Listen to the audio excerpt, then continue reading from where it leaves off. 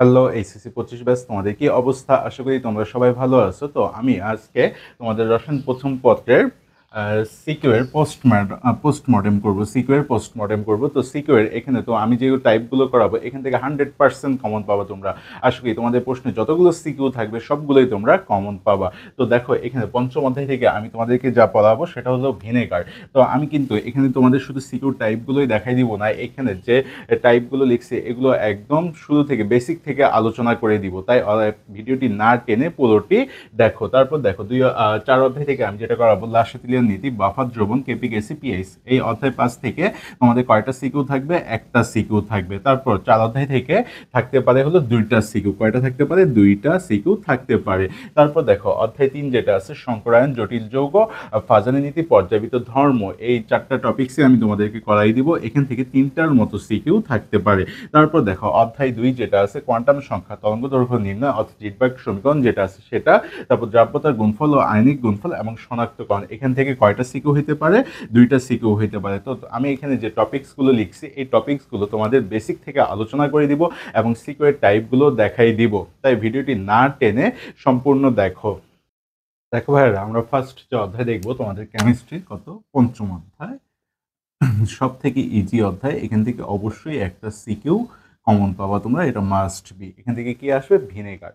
তো এই ভিনেগারের কিভাবে প্রস্তুত করা যায়, কত উপায়ে প্রস্তুত করা যায় সেটাই আমি দেখাই দিব তোমাদের। এখান থেকে অবশ্যই 3টা বিক্রিয়া মনে রাখবে ভিনেগারের ক্ষেত্রে। আরেকটা কথা, এই ভিনেগারের খাদ্য সংরক্ষণের যে কৌশল এবং গুরুত্ব এটা অবশ্যই খুব ভালো করে পড়ে নিবা। 2-3বার রিডিং পড়লেই কিন্তু তোমরা সেটা লিখতে পারবা। তো দেখো চলো শুরু করা যাক সিকিউটা। তোমাদের সিকিউ কিরকম থাকতে পারে সেটি দেখা যাক। দেখো এখানে একটা এ পাত্র দেওয়া আছে, এ পাত্রে আখের রস ও খেজুরের রস দেওয়া আছে এবং বি পাত্রে কি দেওয়া আছে? চিনি দেওয়া আছে। তো এখানে বললো চিত্রে এ এর খাদ্য সংরক্ষক প্রস্তুত প্রণালী বর্ণনা করো। এটা কিভাবে করবা? এ পাত্রে কি দেওয়া আছে? আখের বা খেজুরের রস। তো এখানে যেটা নিয়েছি আমরা সেটা কি? চিনি বা আখের রস বা খেজুরের রস যেটাই বলো না কেন, এখানে আখের রস বা খেজুরের রসেও কি থাকে? চিনি থাকে। যেহেতু তাই আখের রস বা খেজুরের রসের সংকেত এটা নিলা তোমরা। এখানে C12H22 ও 11 প্লাস পানি। একটা ইনভার্টেস এনজাইমের সাহায্যে কি পাবো আমরা? গ্লুকোজ ও ফ্রুক্টোজ পাবো। গ্লুকোজ ও ফ্রুক্টোজ দুটোর সংকেত কিন্তু একই, C6H12O6, C6H12O6। তাহলে এখানে দেখো 2 অণু গ্লুকোজ জাইমেস এনজাইমের প্রভাবে কি উৎপন্ন করবে? অ্যালকোহল উৎপন্ন করবে। 4 অণু C2H5OH প্লাস 4 অণু কার্বন ডাইঅক্সাইড। এখন এই অ্যালকোহল যেটা পাইলা ইথানল, এই ইথানলটা কি করবে? অক্সিজেনের সাহায্যে জারিত হয়ে মাইক্রোডার্মা অ্যাসিডি এনজাইমের প্রভাবে 35°C তাপমাত্রায় কি উৎপন্ন করবে? অ্যাসিটিক অ্যাসিড উৎপন্ন করবে। কি উৎপন্ন করবে? Acetic acid. তোমরা জানো অ্যাসিটিক অ্যাসিডের 6 থেকে 10% জলীয় দ্রবণকে কি বলা হয়? ভিনেগার বলা হয়। তো এবার দেখো চিত্র 2, চিনি থেকে খাদ্য সংরক্ষক প্রস্তুত প্রণালী বর্ণনা করো। এটা কিভাবে করবা? এখানে দেখো C12H22O11 প্লাস H2O, এটা কি? চিনির সংকেত এটা। তাহলে চিনির সাথে আমরা যখন পানি নিব ইনভার্টেস অর্থাৎ 37°C তাপমাত্রায় কি করবে? এটা এখানে গ্লুকোজ ও ফ্রুক্টোজ উৎপন্ন করবে। গ্লুকোজ ও ফ্রুক্টোজ। তাহলে দেখো 2 অণু গ্লুকোজ জাইমেস এনজাইমের প্রভাবে 20 থেকে 24°C তাপমাত্রায় কি উৎপন্ন করবে? অ্যালকোহল ও কার্বন ডাইঅক্সাইড। 4 অণু ইথানল ও 4 অণু কার্বন ডাইঅক্সাইড উৎপন্ন করবে। আবার দেখো এই অ্যালকোহল যেটা আছে অর্থাৎ ইথানল যেটা আছে অক্সিজেনের সাথে জাহিত হয়ে ব্যাকটেরিয়া অ্যাসিডি প্রভাবকের সাহায্যে কি উৎপন্ন করবে? Ethanoic acid. এই ইথানোয়িক 6 থেকে 10% জলীয় দ্রবণকেই কি বলা হবে? ভিনেগার বলা হবে এবং পানি থাকবে। তারপর দেখো আলু বা শ্বেতসার হতে চিত্র 1-এর খাদ্য সংরক্ষক প্রস্তুত করো। এখন এটা কিভাবে করবা তোমরা? এখন আলু থেকে বলছে, আলু বা শ্বেতসারের সংকেতটি লিখতে হবে তোমাদের C6H10O5N। এটা হলো আলু বা শ্বেতসারের সংকেত। ডায়াস্টেজের সাহায্যে আদ্র বিশ্লেষণ করলে আমরা এখান থেকে যেটা পাবো সেটা হলো মল্টোজ পাবো। N সংখ্যক মল্টোজ অর্থাৎ NaCl, C12H22 ও 11, এটাকে বলা হবে মল্টোজ। এই মল্টোজের সাহায্যে আমরা যখন পানি নিব, মল্টোজের সাথে আমরা যখন পানি নিব অর্থাৎ C12H22 ও 11 প্লাস পানি, H2O ম্যালটেস এনজাইমের প্রভাবে কি উৎপন্ন করবে? এখানে উৎপন্ন করবে গ্লুকোজ উৎপন্ন করবে। 2 অণু C6H12O6। এখন এই গ্লুকোজটা জাইমেস এনজাইমের প্রভাবে, কার প্রভাবে? জাইমেস এনজাইমের প্রভাবে। আবার এখানে তোমাদের ওই ইথানলই হবে, কিন্তু ইথানল এবং কার্বন ডাইঅক্সাইড হবে। C2H5OH এর সাথে অক্সিজেন জারিত হয়ে অর্থাৎ এসিটোব্যাক্টর এনজাইমের সাহায্যে কি উৎপন্ন করবে? অ্যাসিটিক অ্যাসিড উৎপন্ন করবে। CH3COOH প্লাস H2O অর্থাৎ অ্যাসিটিক অ্যাসিডের 6 থেকে 10% জলীয় দ্রবণকে কি বলবা? ভিনেগার বলবা। তো এইখানে যে 3টা বিক্রিয়া লিখে দিয়েছি আমি সেটা হলো চিত্র আখের রস বা খেজুরের রস থেকে ভিনেগার, চিনি থেকে ভিনেগার, আলু থেকে ভিনেগার। এই 3টা বিক্রিয়া অবশ্যই খুব ভালো করে পড়বা। এখান থেকে কিন্তু ইজিলি তোমরা 7 মার্ক কমন পেয়ে যাবা। যেহেতু ক খ তোমরা নিজেরাই পড়ে নিবা, এখন 7 মার্ক এখান থেকে ইজিলি লিখতে পারবা তোমরা, তাই এই অধ্যায়টি অবশ্যই বাদ দিবা না, এটা খুব ভালো করে পড়বা। তো আমি এবার তোমাদের যে অধ্যায়টি নিয়ে আলোচনা করব সেটা হচ্ছে তোমাদের কেমিস্ট্রি বইয়ের 4th অধ্যায়, অর্থাৎ এটা রাসায়নিক পরিবর্তন। এখান থেকে কিন্তু তোমাদের দুটো সিকিউ থাকবে। কয়টা সিকিউ?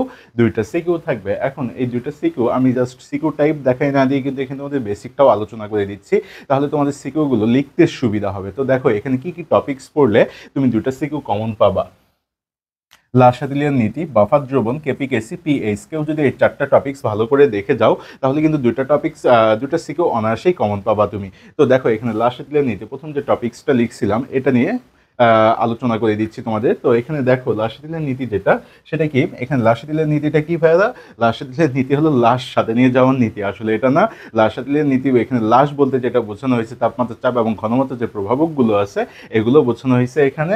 তো দেখো তাপমাত্রা কি? তাপমাত্রার ভিত্তিতে বিক্রিয়া কত প্রকার বলো দেখি। তাপমাত্রার ভিত্তিতে বিক্রিয়া হচ্ছে দুই প্রকার, একটা হলো তাপ উৎপাদী আর একটা হলো তাপহারী। তো লাসাদিলিয়ার নীতিতে তাপমাত্রার যে প্রভাব এটা আসলে কি হবে? তাপ উৎপাদী বিক্রিয়ার ক্ষেত্রে কি হবে? তাপ উৎপাদী বিক্রিয়ার ক্ষেত্রে তাপমাত্রা বাড়াইলে বিক্রিয়া কি হবে? পশ্চাৎমুখী হবে, আর তাপমাত্রা কমাইলে বিক্রিয়া কি হবে? সম্মুখমুখী হবে। এখন এটা বুঝবা কিভাবে? তাপ উৎপাদী বিক্রিয়ার সাথে কি থাকবে? উৎপাদের সাথে প্লাস দিয়ে থাকবে তাপমাত্রাটা, তাহলে সেটা হবে তাপ উৎপাদী বিক্রিয়া। এবং তাপহারী বিক্রিয়া কি থাকবে?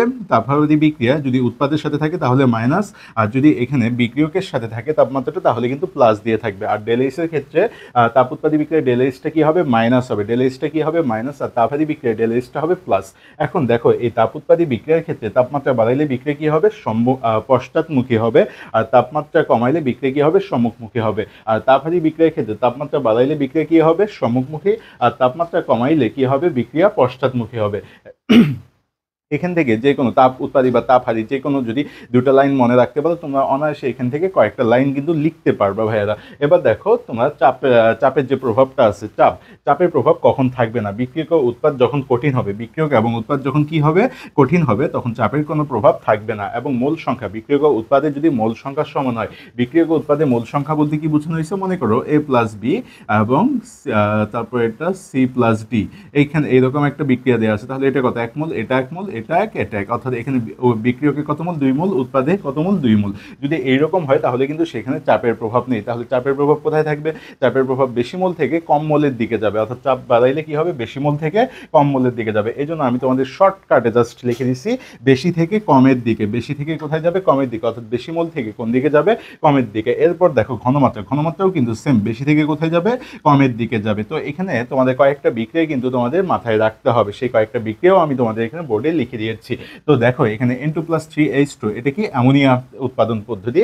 তো অ্যামোনিয়াটাকে আবিষ্কার করছে হেবার-বস পদ্ধতিতে। অ্যামোনিয়াটা প্রস্তুত করা যায়, আসলে হেবার-বস পদ্ধতিতে অ্যামোনিয়াটা প্রস্তুত করা যায়, এটা কিন্তু মাথায় রাখবা। N2+3H2 এখানে অ্যামোনিয়া উৎপন্ন হবে। অ্যামোনিয়ার সাথে দেখো, অর্থাৎ এখানে উৎপাদের সাথে কি আছে? 92.2 কিলোজুল তাপটা দেওয়া আছে। এটা কার সাথে? উৎপাদের সাথে যদি তাপ দেওয়া থাকে তাহলে সেটা কি হবে?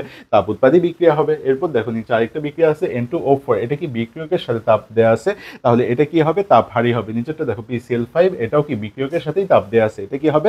তাপহারী হবে। এই তিনটা বিক্রিয়া অবশ্যই তোমরা এখান থেকে মাথায় রাখবা। তারপর দেখো তোমাদের এখানে 4 নম্বর যে টপিক্সটা লিখে দিয়েছিলাম পিএইচ এর এই বোর্ডে যে সূত্রগুলো লিখে দিয়েছি অবশ্যই এগুলো খুব ভালোভাবে মুখস্থ করে নিবা। এখান থেকে কিন্তু তোমরা শুধু সিকিউ না, এমসিকিউ এই পিএইচ থেকে দুইটার মতো এমসিকিউ কিন্তু চলে আসে। তো দেখো এখানে কি কি সূত্র তোমাদের মাথায় রাখতে হবে। পিএইচ ইকুয়াল কি জানি? মাইনাস লগ এইচ প্লাস, অর্থাৎ পিএইচটাকে হাইড্রোজেন আয়নের ঋণাত্মক লগারিদমকে আমরা কি বলি? পিএইচ বলি। হাইড্রোজেন আয়নের ঋণাত্মক লগারিদমকেই কি বলি? পিএইচ বলি। আবার পিএইচ ইকুয়াল লেখা যাবে মাইনাস লগ হাইড্রোনিয়াম আয়ন। তারপর দেখো পিএইচ প্লাস পিওএইচ ইকুয়াল কি লিখবো? 14 লেখা যাবে। তারপর alpha equal root over K A by C, আবার alpha equal root over K B by C. এখানে আলফাটা কি? আলফাটা হলো বিয়োজন মাত্রা, কে হলো অ্যাসিডের বিয়োজন মাত্রা, আর সি দ্বারা কি বুঝাবে? সি দ্বারা বুঝাবে ঘনমাত্রা। সি দ্বারা কি বুঝাবে? ঘনমাত্রা। তারপর দেখো এখানে ঘনমাত্রা বুঝাবে pOH equal minus log OH. তারপর এখানে তোমাদের আরো দুইটা সূত্র লিখে দিয়েছি, pKa equal minus log K A, pKb equal minus log K B. এখন দেখো এটা বাফার দ্রবণের ক্ষেত্রে পাবো আমরা এই দুটো সূত্র বাফার দ্রবণের। এটা হলো অম্লীয় বাফার, প্রথম যে সূত্রটা আছে এখানে সেটাকার অম্লীয় বাফার, আর দ্বিতীয় যে সূত্রটা আছে সেটাকার ক্ষারীয় বাফার, সেটাকার ক্ষারীয় বাফারের। তো এই দুটো সূত্র কিন্তু তোমাদের মুখস্থ রাখতে হবে। তো অম্লীয় বাফারের ক্ষেত্রে কি হবে ভাইরা? দেখো পিএইচ ইকুয়াল পিকে এ প্লাস লগ লবণ বাই অম্ল। আর ক্ষারীয় বাফারের ক্ষেত্রে কি লিখতে পারবো? PH equal 14 minus pKb minus log লবণ বাই ক্ষার। এই সূত্রগুলো অবশ্যই খুব ভালো করে মুখস্থ করে নিবা তোমরা। তো এবার দেখা যাক বাফার দ্রবণ। আমি কিন্তু তোমাদের এই বেসিকটা দেখাই দিয়ে এখান থেকে কি কি সিকিউ থাকবে সেটাও কিন্তু আলোচনা করে দিব। দেখো ভাইরা, আমি এবার যে টপিক্সটি বলাবো সেটি হচ্ছে বাফার দ্রবণ। এই বাফার দ্রবণটা কি? বাফার দ্রবণ হলো যে দ্রবণে সামান্য অ্যাসিড বা ক্ষার যোগ করলেও পিএইচ এর কোনো পরিবর্তন হবে না। সামান্য অ্যাসিড বা ক্ষার যোগ করলেও পিএইচ এর কি হবে না? পরিবর্তন হবে না। পিএইচ এর পরিবর্তন হবে না, তাকে আমরা কি বলবো? বাফার দ্রবণ বলবো। তো এই বাফার দ্রবণ কত প্রকার? বাফার দ্রবণ হচ্ছে দুই প্রকার, একটা হচ্ছে অম্লীয় বাফার, আরেকটা হচ্ছে ক্ষারীয় বাফার।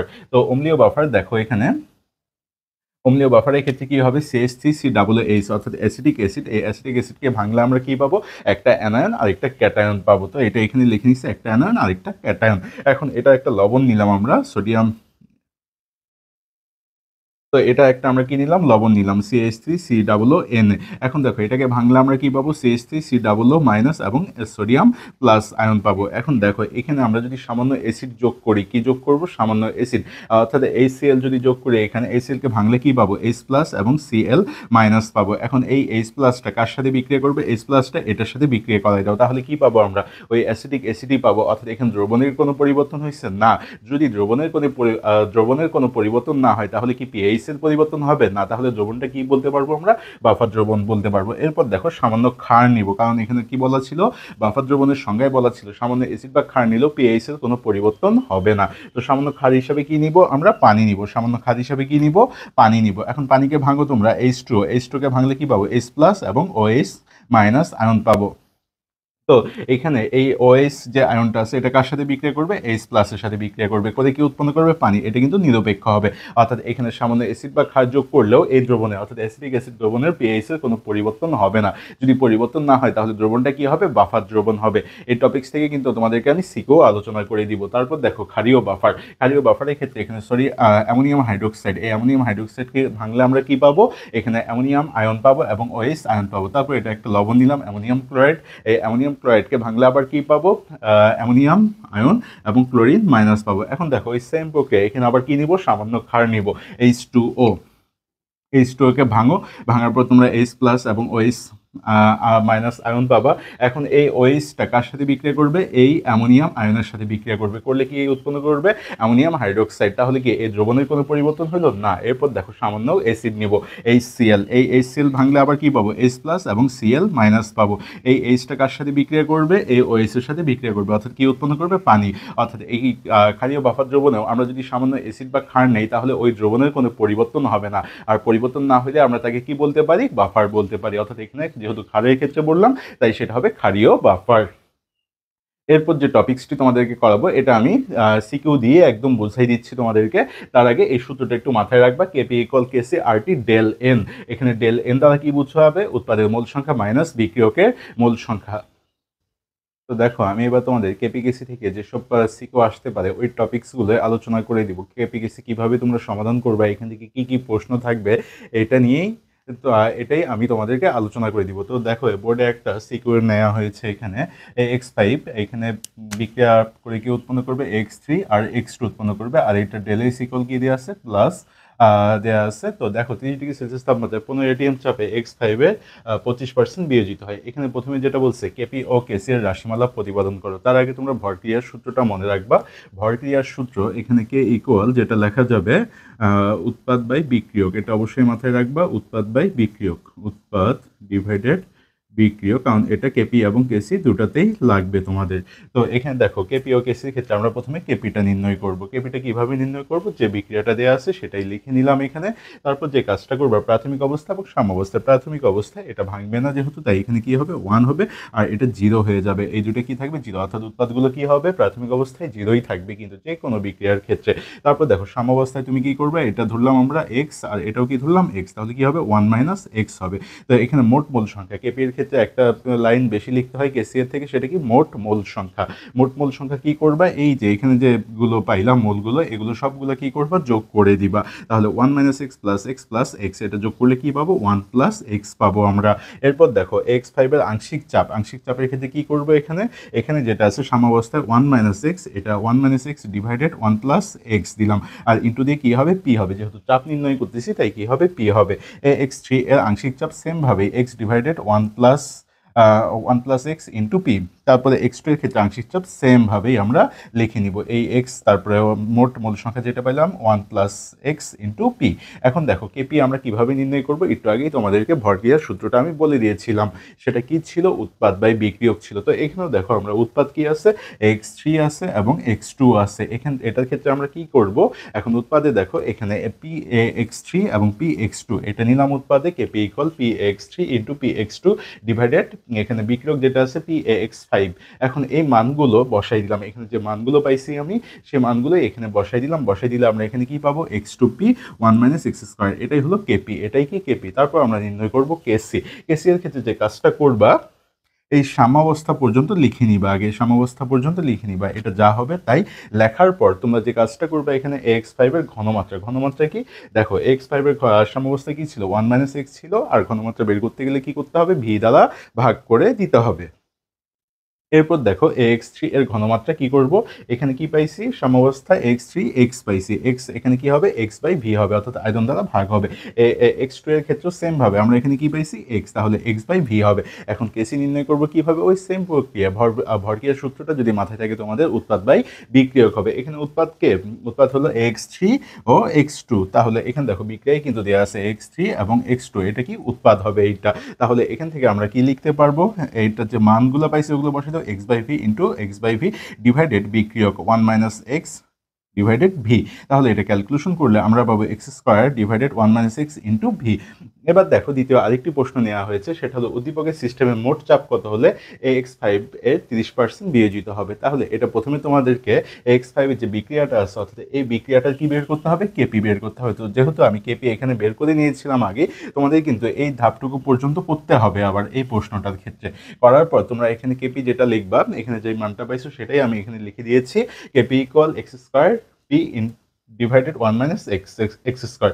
এখন এখানে কেপি এর মান ওয়ান, কেপি এর মান কত হবে ওয়ান, এবং এক্স এর মান দেওয়া আছে ধরলাম এখানে 30%, যেহেতু বিয়োজিত হয়েছে 30%, তাহলে 30 ডিভাইডেড 100 করলে আমরা 0.3 পাবো। তাহলে এখানে মানগুলো বসানোর পর ক্যালকুলেশন করলে কি পাবো, কেপি এর মান ওয়ান বসাইলাম, তারপর আর গুণন করে দাও এখানে x square P equal one minus x square, তাহলে পি ইকুয়াল কি লেখা যাবে, one minus x square divided x square. এখন মান বসাই দাও, মান বসাইলে তোমরা কত পাবা, পি ইকুয়াল 10.11 এটিএম পাবা। অর্থাৎ এখানে উদ্দীপকের সিস্টেমের মোট চাপ হবে কত, 10.11 হলে এক্স ফাইভের কত পার্সেন্ট বিয়োজিত হবে, 30% বিয়োজিত হবে। তো এই উদ্দীপক থেকে আরও তোমাদেরকে আমি দুই তিনটা প্রশ্ন দেখাই দিচ্ছি। তো দেখো এখানে যে ম্যাথটি দেওয়া আছে সেটা কি, সেটা দেওয়া আছে উদ্দীপক অনুসারে কেপি ও কেসি এর মান বের করো। একটু আগেই তোমাদেরকে কেপি এবং কেসি কিভাবে বের করতে হয় সেটি কিন্তু দেখিয়ে দিয়েছি আমি। তো দেখো এখানে কেপি এবং কেসি এর মান বের করো, যেটাতে আমরা এখানে আগে কি বের করব, কেপিটা বের করব। কেপি বের করে দেখতে হবে, এখানে দেখো কেপি তো প্রথমে বের করা শিখিয়ে দিয়েছিলাম তোমাদেরকে, আর এখানে যেটা দেওয়া আছে 25%, এটাই কি এক্স এর মান হবে, এটাই কার এক্স এর মান। জাস্ট এটা ক্যালকুলেশন করে নাও, এখানে প্রাথমিক অবস্থা লেখো, সাম্য অবস্থা লেখো, এবং এক্স এর এখানে 0.25টা বসাও, 25 ডিভাইডেড 100 করলে কত পাবা, 0.25 পাবা। তারপর কেপি এর ক্ষেত্রে কি করতে হবে, মোট মোল সংখ্যা, অর্থাৎ এগুলো সবগুলো কি করতে হবে, যোগ করে দিতে হবে। তোমরা এখানে যোগ করে দাও, এখানে যোগ করলে 1.25 পাবা। তারপর দেখো পি এক্স ফাইভের আংশিক চাপ বের করতে গেলে তোমাদেরকে কি করতে হবে, এখানে যেটা পাইছো সাম্যাবস্থায় এটাকে মোট মোল সংখ্যা দ্বারা ভাগ করতে হবে এবং ইন্টু পি থাকবে। সেম ভাবে x three p x two বের করে নিবা, সাম্যাবস্থায় যেটা আছে এটাকে মোট মোল সংখ্যা দ্বারা ভাগ করে ইন্টু পি করে দিবা। তারপর কেপি এর ক্ষেত্রে তোমাদেরকে যে কথাটা বলছিলাম, এখানে উৎপাদ ডিভাইডেড কি হবে, বিক্রিয়ক হবে। তাহলে উৎপাদ কোন দুইটা, উৎপাদ হচ্ছে এখানে এক্স থ্রি এবং এক্স টু, এই দুটো হচ্ছে উৎপাদ, এবং বিক্রিয়ক হচ্ছে পি এক্স ফাইভ, এটা কি হচ্ছে, এটা হচ্ছে বিক্রিয়ক। তাহলে এখানে মানগুলো জাস্ট বসাই দাও, এখানে তোমরা বসাই দেওয়ার পর এখানে ক্যালকুলেশন করলে তোমরা কেপি এর মান পাবা 1 এটিএম, কি পাবা 1 এটিএম পাবা। এখন দেখো একটু আগেই তোমাদেরকে একটা সূত্র বলেছিলাম আমি, সেটা হচ্ছে কেপি ইকুয়াল কেসি আর টি ডেল এন। এখান থেকে আমাদের কি বের করতে হবে, কেসি বের করতে হবে। তাহলে কেসি ইকুয়াল কি লিখতে পারবো, কেপি বাই আর টি। এখন ডেল এন এর মানটা কি হবে, ডেল এন এর মানটা হবে উৎপাদের মূল সংখ্যা মাইনাস বিক্রিয়কের মূল সংখ্যা। উৎপাদের মূল সংখ্যা কত আছে, 1 প্লাস 1, তাহলে 2 হবে, আর বিক্রিয়কের মূল সংখ্যা হচ্ছে 1, তাহলে কি হবে 1, এখানে 1 হবে, অর্থাৎ আর টি 1 হবে। এখানে জাস্ট এখানে মানগুলো বসে দাও, আর এর মান কত হবে 0.0821 হবে, এবং এখানে টি এর মান যেটা দেওয়া আছে দেখো এখানে 30 ডিগ্রি সেলসিয়াস দেওয়া আছে, এটা কত হবে, কেলভিনে করলে 303 হবে। তাহলে কেসি ইকুয়াল আমরা পাবো 0.0402 মোল পার লিটার। এই ধরনের ম্যাথ কিন্তু প্রায় সময় চলে আসে, তো ম্যাথটা খুব মনোযোগ সহকারে গুরুত্ব দিয়ে করবা তোমরা। এর পরবর্তীতে আরেকটি ম্যাথ দেখা যাক। তো দেখো এখানে আরেকটি ম্যাথ নিয়েছি। সেটা কি? তাপমাত্রা স্থির রেখে চাপ যদি অর্ধেক করা হয়, কি করা হবে? তাপমাত্রা স্থির রেখে চাপ অর্ধেক করা হবে। এখানে চাপ কত দেয়া আছে? চাপ দেয়া আছে 15 atm। তাহলে পি কে কি তোমরা কি করবা? চাপ অর্ধেক করলে 15/2 করে দিবা, অর্থাৎ 7.5 পাবা এখানে। তারপর করলে বিয়োজন মাত্রা কেমন পরিবর্তন হবে গাণিতিকভাবে বিশ্লেষণ করো। তো দেখো এখানে আমরা x5 তারপর x3 প্লাস x2 এটা হলো এখানে বিক্রিয়ক আর এটা হলো উৎপাদ। তো আমরা এখানে কিন্তু কেপিটা আগেই বের করে নিয়েছি, এর আগের ম্যাথটাতেই আমরা কিন্তু কেপিটা বের করে নিচ্ছি। তো ওখান থেকে আমি ডিরেক্ট লিখে দিয়েছি এখানে KP equal x square P divided 1 - x। এটা কিন্তু আমরা কেপি ইকুয়াল পেয়েছিলাম। তো এখানে কেপি ইকুয়াল কেপি এর মান কত? কেপি এর মান হচ্ছে 1। কেপি এর মান কত? 1 atm। কেপি এর মান হচ্ছে 1 atm। সরি, কেপি এর মান হচ্ছে এখানে 1। কেপি এর মান কত? 1 এখানে। তো দেখো এখানে এই কেপি এর মান বসাইলাম, আর এখানে যেটা পি এর মান কত? 7.5 হবে। পি এর মান 7.5। তাহলে তারপর তোমরা আর গুণন করে দাও, করার পর এখানে এক্স এর মানটা বের করবা। এক্স এর মান কত হবে? 0.343 মোল হবে। এবার দেখো বিয়োজন মাত্রার এখানে তোমরা যে এখানে মোলটা পাবা, অর্থাৎ এখানে এক্স এর মান যেটা বের করলা, এই এক্স এর মান যেটা বের করলা এটাকে কি করবা? প্রাথমিক মোল সংখ্যা দ্বারা ভাগ করে দিবা। এটা কিন্তু প্রাথমিক মোল সংখ্যা, এটা তুমি পাইছো পরবর্তীতে। আর এটা কি? প্রাথমিক মোল সংখ্যা ইন্টু 100%। এটা করলে তুমি কত পাবা? 34.3%। এখন বিয়োজন কত দেওয়া ছিল এখানে? এখানে দেওয়া ছিল 25%। তাহলে কি হবে? বিয়োজন মাত্রা কতটুকু পরিবর্তন হবে? এই 34.3 মাইনাস 25% করলে 9.3%। তোমরা যদি এখান থেকে এগুলো ম্যাথ ভালো করে করে যাও, তো আল্লাহর রহমতে তোমাদের এখান থেকে কোনো ম্যাথে আর আটকিবা না। তো এখান থেকে কিন্তু লাসিটলের নীতির প্রশ্ন আসতে পারে। কি রকম প্রশ্ন আসতে পারে?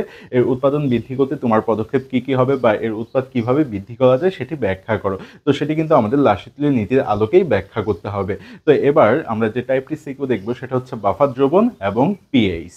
তো দেখো এবার আমরা সেকেন্ড টাইপটি করবো এখান থেকে, বাফার দ্রবণ ও পিএইচ। তো এখানে দেখো উদ্দীপক দেওয়া আছে, অর্থাৎ উদ্দীপকে এ বি সি তিনটা পাত্র দেওয়া আছে। এ পাত্রে দেওয়া আছে CH3 COOH অর্থাৎ এসিটিক অ্যাসিড 30 ml 0.5 মোলার, আর কে এর মান দেওয়া আছে। আর বি পাত্রে দেওয়া আছে সোডিয়াম হাইড্রোক্সাইড 15 ml 0.3 মোলার দেওয়া আছে, এবং সি পাত্রে কি দেওয়া আছে? এ প্লাস বি অর্থাৎ দুইটার মিশ্রণ দেওয়া আছে। এখন এখানে যেটা বলা আছে উদ্দীপকে এ দ্রবণের পিএইচ কত, তোমাদেরকে কিছুক্ষণ আগেই আমি পিএইচ এর কিছু সূত্র লিখে দিয়েছিলাম, অবশ্যই সেগুলো তোমরা মুখস্থ করে নিবা। এরপর দেখো এখানে আমরা কিভাবে বের করব? এখানে কে এ, এখানে দেখো কার মান দেওয়া আছে? কে এর মান দেওয়া আছে। তাহলে আমরা কি করব এখানে?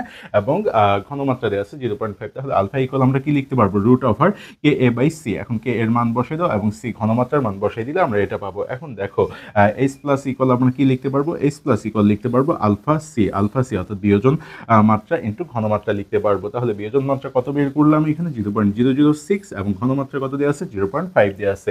ক্যালকুলেশন করলে আমরা পাবো 0.003 পাবো। তাহলে pH equal minus log H plus পাবো। জাস্ট মানটা বসাই দিয়ে ক্যালকুলেটর চাপো, মান চলে আসবে। এখন দেখো উদ্দীপকের বি দ্রবণের পিএইচ কত। এখন এখানে যেটা দেওয়া আছে সোডিয়াম হাইড্রোক্সাইড, কিন্তু আমার পিএইচ বের করতে কি লাগবে? ওএইচ আয়নের ঘনমাত্রা লাগবে। তাহলে ওএইচ আয়নের ঘনমাত্রা তো নেই এখানে, তাহলে কিভাবে বের করবো? এখানে এখানে যেটা দেওয়া আছে সোডিয়াম হাইড্রোক্সাইড, এটাকে ভাঙায় নাও, সোডিয়াম প্লাস এবং ওএইচ আয়ন হবে এখানে। তাহলে 1 মোল সোডিয়াম হাইড্রোক্সাইড ইকুয়াল আমি কি পাবো এখানে? 1 মোল হাইড্রোক্সাইড আয়ন পাবো এখানে। তাহলে ওএইচ আয়নের ঘনমাত্রাটা কি হবে? সোডিয়াম আয়নের ঘনমাত্রা যেটা দেওয়া আছে ওটার সাথে 1, যেহেতু 1 মোল আছে এখানে তাই 1 মাল্টিপ্লাই করে দাও, দিলে 0.3 মোলার পাবা। তাহলে পিওএইচ ইকুয়াল কি লিখতে পারবো? Minus log OH minus, just মানটা বসিয়ে দিলে আমরা পিওএইচ এর মান পাবো। তারপর দেখো পিএইচ প্লাস পিওএইচ ইকুয়াল কি পাইতাম আমরা? 14। তাহলে এখান থেকে pH equal 14 minus pOH, just মানটা মাইনাস করে দাও, অ্যান্সার পেয়ে যাবা। অর্থাৎ বি দ্রবণের পিএইচ 13.48 হবে। দেখো এবার এই ম্যাথটি কিভাবে করা যায়। এখানে দেওয়া আছে সি পাত্রে বিদ্যমান মিশ্রণের প্রকৃতি পিএইচ গণনার মাধ্যমে নির্ণয় করো। তাহলে এটা কিভাবে করবা? যদি এভাবে ম্যাথ করতে বলে আর এখানে যদি মূল সংখ্যা দেয়া না থাকে তাহলে কিন্তু এই ফর্মুলাটা অবশ্যই মনে রাখবা, এন ইকুয়াল এস ভি ফর্মুলাটা অবশ্যই মাথায় রাখবা তোমরা। তো দেখো এই পাত্রের ক্ষেত্রে আমরা যেহেতু এই পাত্রে কি দেওয়া আছে? অ্যাসিড দেওয়া আছে, এই জন্য আমরা এখানে কি লিখবো? N equal S A V. S এর মান কোনটা? এস হলো ঘনমাত্রা 0.5 এবং ভি এর মান হলো 30 ml। এই ml টাকে লিটারের কনভার্ট করে নিতে হবে, তারপর ক্যালকুলেশন করলে তোমরা এই মানটা পাবা এখান থেকে।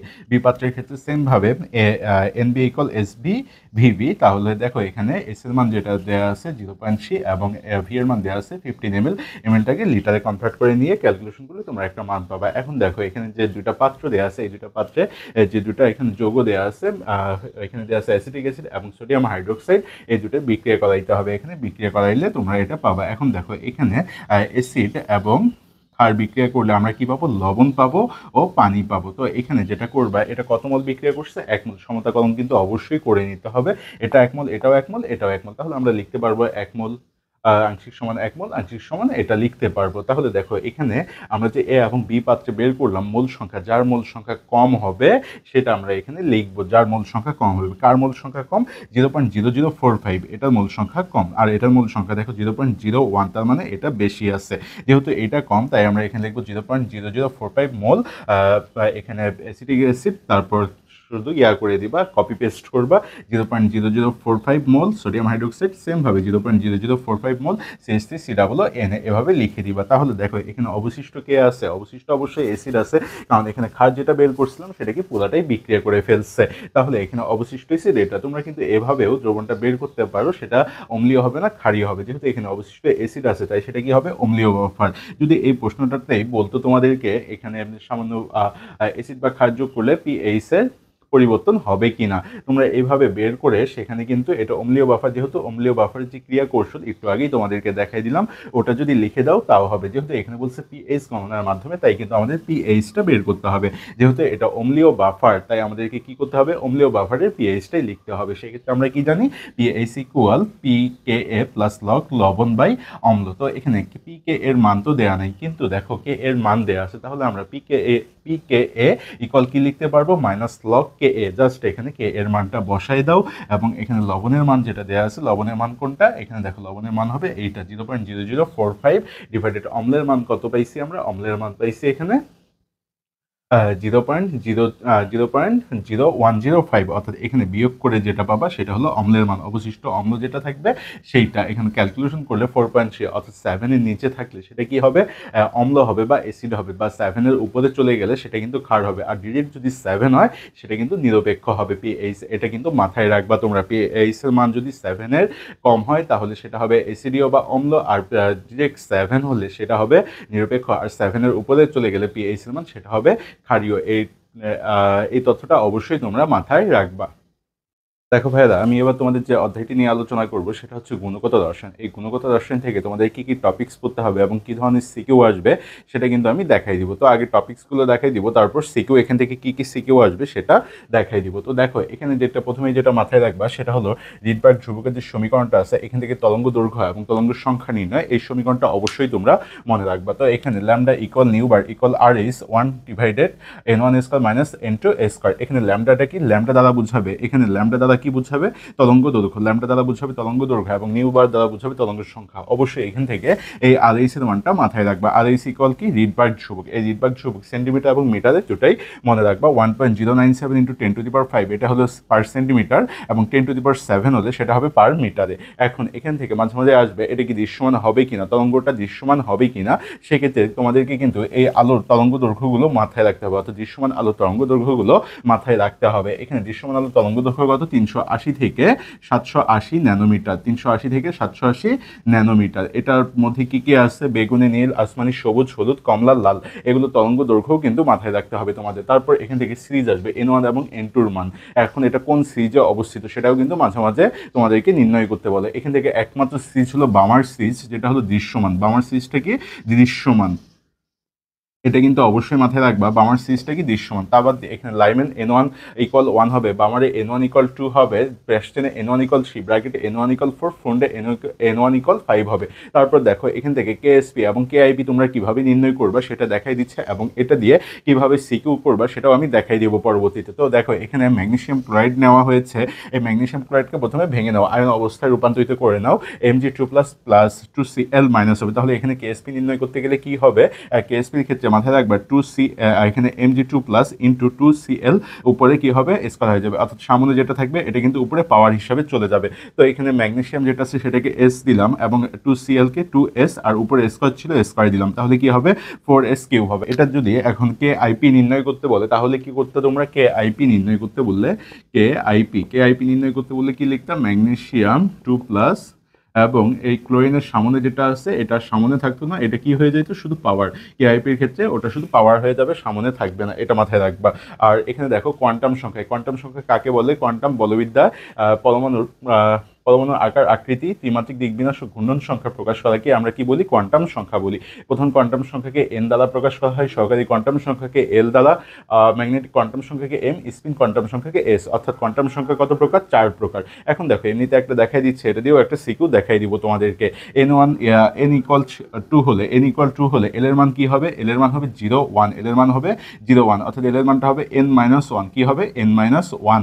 তারপর দেখো এম এর মানটা কি হবে, এম এর মান হবে প্লাস এল থেকে 0 সহ, মাইনাস এল পর্যন্ত হবে, এটা কিন্তু মাথায় রাখবা। আর অর্থাৎ এখানে এম এর মানটা কত হবে, -1 0 +1, আর এখানে এস এর মান কি হবে, প্লাস মাইনাস হাফ, এখানে এস এর মানটা কি হবে, প্লাস মাইনাস হাফ হবে। তারপর এখানে 3টা সূত্র লিখে দিয়েছি তোমাদেরকে, এই 3টা সূত্র দিয়ে হুটহাট তোমাদের ম্যাথ চলে আসে সিকিউতে। তো দেখো এখান থেকে বেগ ভি ইকুয়াল কি লিখতে পারবো, NH ডিভাইডেড 2πnr, তারপর RN এর ক্ষেত্রে n square s square divided 4π square mz e square, এখানে এটা দ্বারা বুঝাবে, ভি দ্বারা বুঝাবে বেগ, RN দ্বারা হলো nতম কক্ষপথের ব্যাসার্ধ বুঝাবে, আর EN দ্বারা nতম কক্ষপথের শক্তি বুঝাবে। তারপর EN equal -2π square m e z square e to the power 4 n square h square. তো এখানে যেগুলো লিখে দিয়েছি এগুলো এক নজর দেখেই কিন্তু তোমরা সিকিউগুলো যদি প্র্যাকটিস করো তাহলে কিন্তু তোমাদের অনেকটাই হেল্প হবে।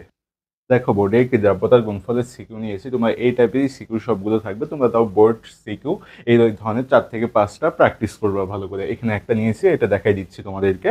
তো দেখো এখানে যেটা দেওয়া আছে 150 ml, এটা হলো ভি এর মান, তারপর 10⁻³ মোল পার লিটার এটা দেওয়া আছে, এস এর মান দেওয়া আছে, এটা হলো এস এর মান, তারপর এখানে সম্পৃক্ত দ্রবণ দেওয়া আছে, আর দ্বিতীয় পাত্রে যেটা দেওয়া আছে 100 ml ভি 10⁻², এটা হলো দ্রাব্যতার মান এস, তারপর এক্স ওয়াই সম্পৃক্ত দ্রবণ এটা বি।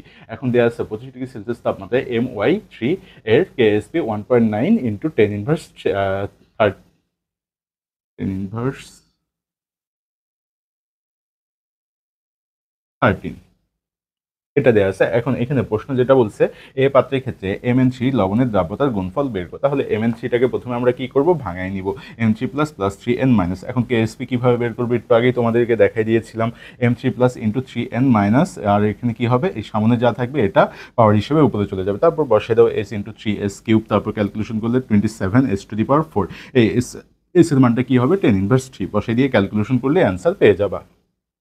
এরপর যেটা আছে এ ও বি পাত্রের মিশ্রণ থেকে MY3 এর অর্ধক্ষিপ্ত হবে কিনা, অর্থাৎ MY3 অর্ধক্ষিপ্ত হবে কিনা তোমাকে সেটা বের করতে হবে। এখন এক্ষেত্রে কি করতে হবে, এ ও বি মিশ্রিত করতে হবে, মিশ্রিত করার পর MY3 উৎপন্ন হয়। এখন এই MY3 কে ভাঙায় লিখতে হবে, MY3 কে ভাঙাইলে আমরা কি পাবো, M3 plus plus 3y minus. এখন M3 প্লাস আয়নের ঘনমাত্রা বের করতে হবে, M3 প্লাস কোথায় আছে, 1 নং পাত্রে আছে, অর্থাৎ এ পাত্রে আছে। এ পাত্রের ক্ষেত্রে আমরা কি লিখতে পারবো, আমরা জানি V1S1 ইকুয়াল V2S2, এখান থেকে S2 এর মানটা বের করতে হবে। S2 এর মান কি হবে, V1S1 ডিভাইডেড V2, তো এখানে V1 এর মানটা কি হবে, V1 এর মান হবে 150 ml, তারপর S1 এর মান হবে 10⁻3 আর V2 এর মান হবে এই দুটা যোগফল, এ এবং বি পাত্রের আয়তনের কি হবে, যোগফল হবে, তাহলে 250। এখন এটা ক্যালকুলেশন করলে তোমরা পাবা 6 × 10⁻4 মোল পার লিটার পাবা। এখন ওয়াই পাত্রের ক্ষেত্রে সেম ভাবে, এখন ওয়াই এর ঘনমাত্রার ক্ষেত্রে সেম, এখন ওয়াই এর ঘনমাত্রা কোথায় আছে, বি আছে, এক্স ওয়াই আছে, তো একটার ক্ষেত্রে কি হবে, V1S1 ইকুয়াল V2S2, এখানেও সেম ভাবে S2 এর মানটা বের করতে হবে। এখানে V1 কি হবে 100 হবে, S1 হবে 10⁻2 আর V2 হবে কি এই দুটার মিশ্রণ, এ ও বি এর মিশ্রণ হবে। তাহলে এখানে মানগুলো বসানোর পর তোমরা S2 ইকুয়াল এইটা পাবে। এখন এখানে দেখো MY3 এর আয়নিক গুণফল, আমি তোমাদেরকে কি বলছিলাম, আয়নিক গুণফলের সময় আয়নের সামনে মানটা থাকবে না, অর্থাৎ এটা কি হয়ে যাবে, পাওয়ার হিসাবে উপরে চলে যাবে। তো কেআইপির ক্ষেত্রে কি হবে, কেআইপির ক্ষেত্রে জাস্ট মানটা বসে দাও M3 প্লাসের এবং ওয়াই মাইনাসের মানটা বসে দাও, বসানোর পর এইটা পাবা। এখন দেখো এই জায়গায় কেআইপির মানটা কেএসপির থেকে বড় হয়ে গেছে, কেএসপির থেকে কি হয়েছে, বড় হয়েছে। যদি কেআইপির মান কেএসপির থেকে বড় হয় তাহলে কিন্তু সেটা অধক্ষিপ্ত হবে। এটা মাথায় রাখবা, কেআইপির মান যদি কেএসপি থেকে বড় হয় সেই দ্রবণটা কি হবে? অধক্ষিপ্ত হবে। এখন এটা দেখো, এই 3টা লাইন তোমরা খুব ভালো করে মাথায় রাখবা।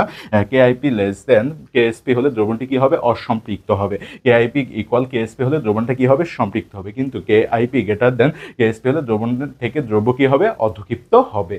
তো এখান থেকে যে এখান থেকে যে সিকিউটা দিলাম এটা খুব মনোযোগ সহকারে করবা তোমরা, এবং এই টাইপের পারলে আরো 2 থেকে 4টা বা 5টা সিকিউ একই রকমই দেখে নিবা, তাহলে তোমাদের সেটা মনে রাখতে সুবিধা হবে। তো এরপর দেখো অধ্যায় 3। এই অধ্যায় 3 থেকে তোমাদের কি কি টপিকস পড়তে হবে, এটা রঙিন যোগের ব্যাখ্যা বা জটিল যোগের যে গঠনটা আছে এটা খুব ভালো করে পড়ে নিবা। এখান থেকে একটা সিকিউ কিন্তু আসবে, একটা সিকিউর গ অথবা ঘ থাকবেই কিন্তু। তারপর দেখো শঙ্করায়ন মাস্ট বি পড়বা, শঙ্করায়ন মাস্ট বি। এখানে আমি যে 4টা টপিকস লিখে দিচ্ছি, এই 4টা টপিক্সের মধ্যে প্রথম 3টা টপিক্স হলো 3 স্টার। এখান থেকে প্রশ্ন মাস্ট বি আসবেই, প্রশ্ন মাস্ট বি আসবেই। আর তৃতীয় যেটা ফাজানের নীতি, এবং চতুর্থ যে টপিক্সটা লিখে দিচ্ছি মৌলের পর্যায়বৃত্ত ধর্ম, এটা হুটহাট দিয়ে দেয়, এটা দিয়ে দেয়, একবারে যে দেয় না তা না, দিয়ে দেয় এটা। তো দেখো এখান থেকে যে 4টা টপিক্স লিখে দিয়েছে, এই 4টা টপিক্স কেউ যদি ভালো করে পড়ো তাহলে কিন্তু এখান থেকে মোটামুটি 3টা সিকিউ কমন পাবা। তো তোমরা যদি এই অধ্যায়টি বুঝাই দেওয়া লাগে বা এই অধ্যায় থেকে কীরকম সিকিউ থাকবে এটা যদি বুঝাই দিতে হয় তোমরা কমেন্টে জানাই দাও, আমি কিন্তু এটা আবার ক্লাস দিব তোমাদেরকে। তোমাদের যদি প্রয়োজন হয় তোমরা কমেন্টে জানাই দাও এই বিষয়ে, এইখান থেকে কি কি সিকিউ থাকবে এই বিষয়ে আমি একটা পূর্ণাঙ্গ ক্লাস দিব তোমাদেরকে, যদি তোমাদের সেটা প্রয়োজন হয়। তো আশা করি এই ক্লাসটি তোমাদের ভালো লেগেছে, এবং আমি গত যে 3টা অধ্যায় করাইলাম এই 3টা অধ্যায় থেকে আমি যে টপিক্সগুলো পড়িয়েছি এই টপিক্সগুলো তোমরা যদি খুব ভালোভাবে পড়ে নাও ওখান থেকেই কিন্তু তোমরা 5টা সিকিউ কমন পাবা, ওখান থেকেই 5টা সিকিউ চলে আসবে। এরপরও যদি এই অধ্যায়টা পড়ো তাহলে কমেন্টে জানাই দাও, আমি আবার এটা ক্লাস নিয়ে তোমাদেরকে বুঝিয়ে দিব। আশা করি ক্লাসটি তোমাদের ভালো লেগেছে। তো ক্লাসটি যদি ভালো লেগে থাকে তোমরা তোমার বন্ধুদের মাঝে ক্লাসটি ছড়িয়ে দাও এবং চ্যানেলটি সাবস্ক্রাইব করে আমাদের পাশেই থাকো তোমরা।